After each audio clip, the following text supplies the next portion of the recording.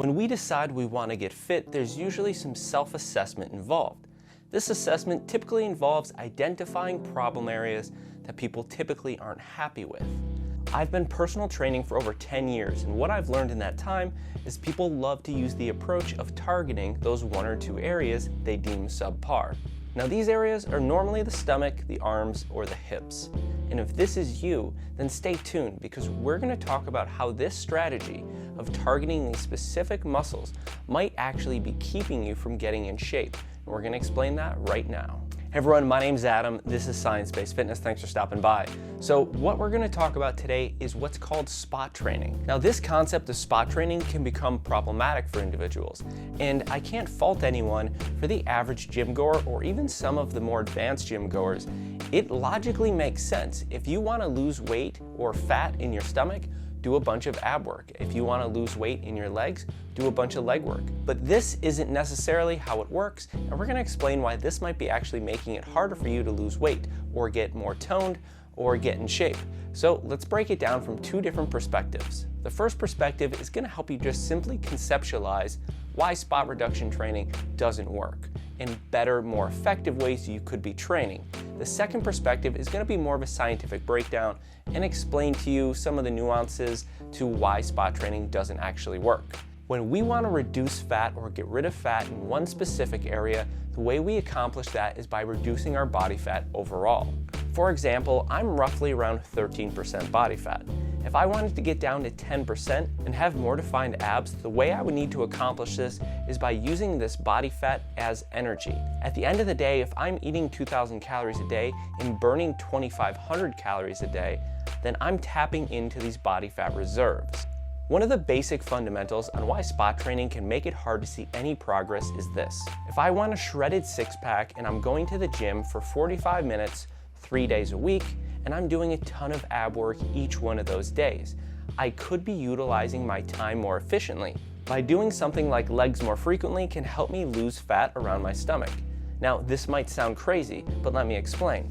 If we did a straight minute of crunches versus a straight minute of squats, we would see roughly 6 calories burned in the crunches and roughly 35 calories burned in the squats. Obviously, there's a lot of variables that go into this, and it's different for every person slightly.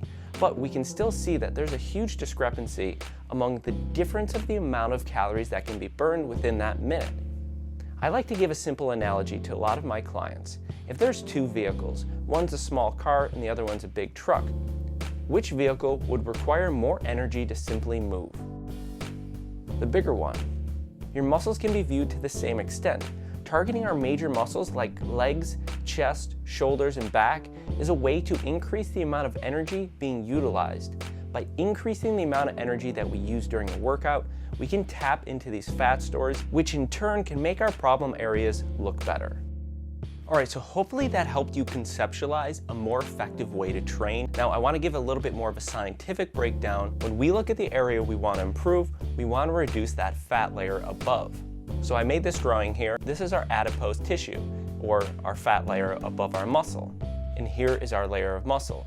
The concept of spot training makes it seem like we could simply transfer the energy from the fat layer above to the muscle layer below.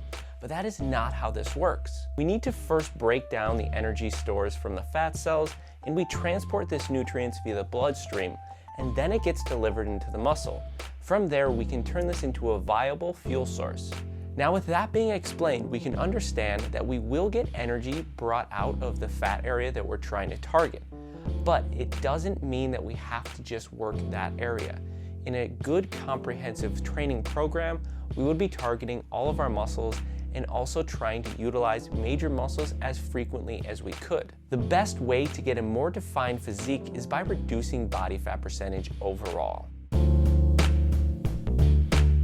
So in conclusion, when we target our bigger muscles, there'll be an increased energy demand. As long as our energy demand is greater than our energy intake, we'll tap into those fat stores. When we do that, we'll be able to reduce body fat percentage overall, which will help you get to where you want to be. Now, we also covered how doing crunches isn't going to help just burn that simple layer of fat over top of your abs, and that's simply because it doesn't work like that. And hopefully this was able to at least point you in the right direction, give you some better guidance, and help you utilize your time more efficiently. I hope you guys enjoyed the video, and we'll see you guys in the next one. If you're not subscribed, hit that subscribe button. Give the video a thumbs up. It helps the YouTube algorithm, and we'll see you guys next time. Have a good day.